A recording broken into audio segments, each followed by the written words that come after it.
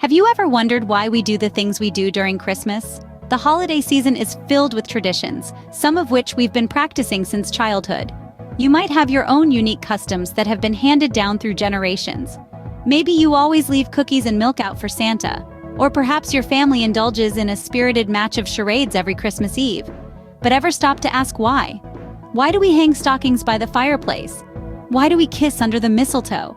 And what's the deal with that big burning Yule log? So many questions, and we bet you've never really thought about the answers. But that's okay. That's what we're here for. Christmas is a treasure trove of fascinating traditions, and each one has a story to tell. A story that goes beyond the tinsel and the twinkling lights. Well, buckle up, because we're about to dive into the lesser-known facts of Christmas traditions. Ever questioned why we hang stockings by the fireplace? Well, sit tight because we're about to unpack this curious tradition. You see, it all started with a poor man and his 3 daughters. Saint Nicholas, the original Santa Claus, heard about their plight and decided to help. One night, he dropped gold coins down their chimney, and by a stroke of luck, or perhaps divine intervention, the coins landed in the girls' stockings, which were hanging by the fire to dry. And just like that, the tradition of hanging stockings was born. Now let's get real for a second. Wouldn't it be brilliant if we could hang up an extra-large stocking and wake up to it filled with gold coins? Or perhaps a new car, a vacation package, or even a lifetime supply of chocolate.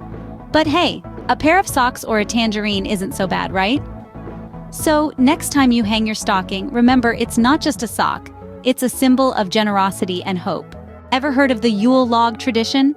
This festive custom dates back to the Iron Age, long before folks were dreaming of a white Christmas.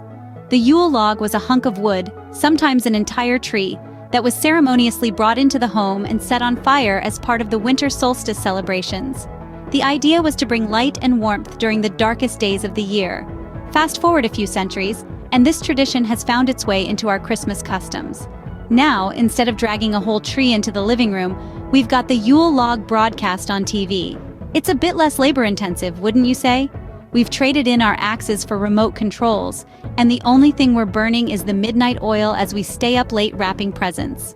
So while we're nestled up watching the burning log on TV, remember it's a tradition that's been keeping us warm for centuries. Ever wondered why we kiss under a plant during Christmas? Well, let's delve into the mistletoe mystery. This tradition has roots in ancient cultures, believe it or not. In Norse mythology, mistletoe was a symbol of love and friendship, perhaps explaining why we're smooching under it centuries later. The Druids, those nature-loving folks from ancient Britain, considered it a sacred plant that brought good luck. But how did it become a Christmas tradition, you ask? It's thanks to the Victorians. Those 19th century romantics loved their traditions and rituals, and the mistletoe kiss was part of their Christmas celebrations. They even had rules. For each kiss, a berry was plucked from the mistletoe, and when the berries were gone, so were the kisses. Now, isn't that a fun fact to share at your next holiday gathering? Oh, this old thing? It's just a centuries-old symbol of love and friendship. So, the next time you find yourself under the mistletoe, remember it's more than just a Christmas kiss, it's a symbol of love and friendship. Ever wondered why we pull crackers at Christmas? Well, the answer lies in the mid-19th century with a sweet maker named Tom Smith. Smith, inspired by the French tradition of wrapping sweets in pretty paper, decided to put a spin on it. He added a twist, a bang, and voila! The Christmas cracker was born. This festive firecracker quickly became a staple at holiday tables, adding a pop of excitement to the Christmas feast. But the real cracker isn't the snap, it's the corny joke tucked inside.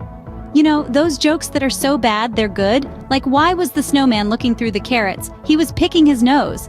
Yes, these groan-worthy gags have become as much a part of the Christmas tradition as the cracker itself. Because, let's face it, nothing brings the family together like a shared groan over a terrible pun. So, as we pull our Christmas crackers this year, let's appreciate the crackle of tradition and the joy of a good or bad joke. So, what have we learned about Christmas today? Quite a lot, it seems. We've delved into the conundrum of Christmas and explored the curious case of Christmas stockings. We've stoked the fires of the Yule log tradition and unraveled the mystery of the mistletoe. And let's not forget the crack-up that is the Christmas cracker tradition. What's fascinating is how these traditions are steeped in history and culture, each with their own unique story. They add a depth to our celebrations, making them not just about the presents and the food, but about shared stories and connections. Now, isn't that a Christmas cracker of a thought? But hey, we're sure there are many more interesting traditions and facts out there. Maybe you've got a quirky Christmas tradition or a little-known fact you'd like to share. Remember, behind every tradition, there's a story.